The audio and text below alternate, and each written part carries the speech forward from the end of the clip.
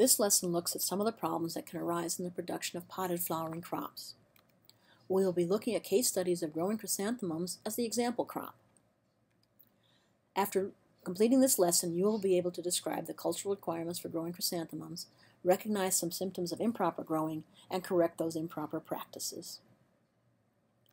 We will look at the general information for growing mums, the different ways the mums were grown to create the case studies, the results of the case studies, and some other common challenges with growing mums. There are many chrysanthemum cultivars, and although they have several cultural requirements in common, they can also have unique requirements. Companies that breed mum cultivars provide the cultural requirements for their cultivars, and here is an example of a guide from one of those companies. Mums do not come true to type from seed, so to get consistent cultivar traits between generations, they have to be produced from cuttings, usually by propagation specialists.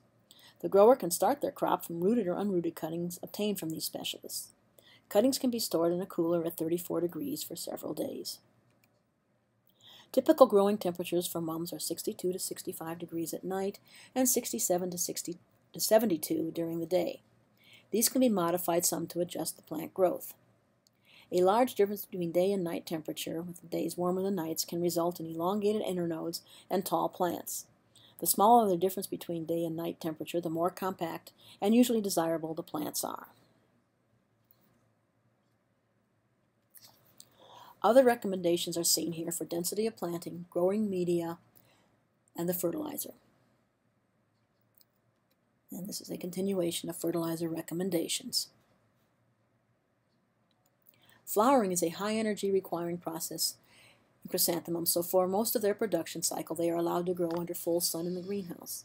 Exceptions to this are when the cuttings are being rooted and right after transplanting, when the shade is provided to reduce light intensity and reduce stress on the plants. Shade may also be needed on very hot and sunny days to avoid overheating the maturing plants. Mums are photoperiodic short-day plants. They flower when the length of the light period of the day is less than a certain length. A grower controls the flowering of mums by using natural and artificial day length. Artificial day length is created by using blackout curtains to create short days and artificial light to create long days. This mum has been exposed to short days and the flower bud is now visible. It must continue to be grown under short days for the flower to be developed normally.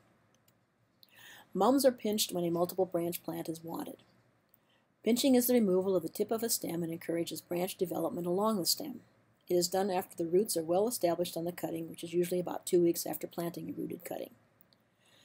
Pinching temporarily stops the production of auxin, a plant hormone produced in the stem tip that suppresses the development of lateral branches along that stem. These plants have enough stem and root growth to be pinched. A common question asked is, how much do I remove from the plant? Perhaps the better question is, how much do I leave on the plant, as it is what is left behind that will produce the saleable plant. Branches develop from buds at the base of the leaves, so you want to keep a sufficient number of leaves on the plant to generate the number of branches desired. Typically 3 to 5 leaves are left on plants growing in a 4 to 4.5 inch pot, and 6 to 7 leaves on plants in larger pots. Here you see proper pinching technique. This plant has the correct number of leaves remaining on the stem after pinching. To keep mums at the correct height for aesthetic appeal, the plants often require the application of a chemical plant growth regulator, or PGR. The most commonly used PGR on mums is B9 or diminizid, which inhibits stem elongation. It is applied when the new branches are about 1 inch long, which is about 2 weeks after pinching. Recommended rates are 2,500 to 5,000 parts per million, depending on cultivar and how well the plants are growing.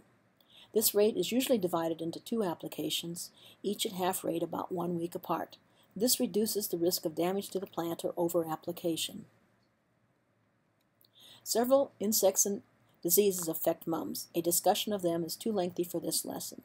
Many fact sheets with descriptions and control recommendations for pests and diseases are available online.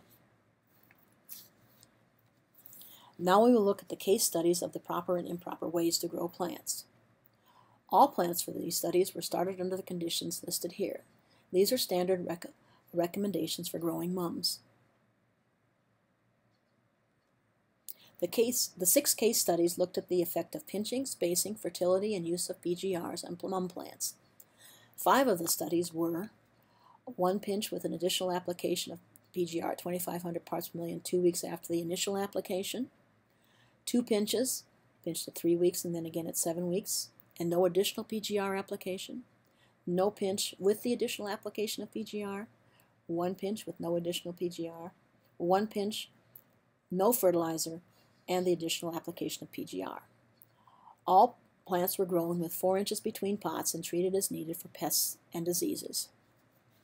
The results of the above study show the 2-pinch system to give the highest quality plants. The plant that was not fertilized had the lightest green and unacceptable leaves and poor shape. The 1 pinch with no additional PGR, and no pinch plants were too tall. Although the no-pinch plant developed branches, not all mum cultivars will branch when not pinched. Here's a close-up of the plants not receiving fertilizer, showing the yellowing or chlorotic leaves, which makes them of low quality. The 6th study looked at how planting density affects quality. The plants were grown with no space between pots and were given 1 pinch, regular fertilizer, and the additional PGR application. Pest control again was done on an as-needed basis. The densely spaced plants grew together and looked like a single very large plant before being separated. Their appearance before separation earned them the nickname of unimum. The plants on the left and right were on the outer left and right sides of the planting respectively, and you can see how the branches developed on the open side where they had space, but not on the tightly spaced side. The plant in the middle was one of those that was surrounded by other plants all around in the dense spacing. It is tall, spindly, and poorly branched, even though it was pinched. None of these plants were acceptable. Although not part of the study, a heating system failure on a very cold winter night resulted in the damage seen here. An infestation of thrips when the plants were very young resulted in this damage to the leaves. The lesson learned from this case study: to produce quality mum plants, you need proper spacing of plants, correct pinch and growth regulation practice, and an appropriate fertility level. Thank you for listening to this lesson. Funding for this project was provided by the United States Department of Agriculture.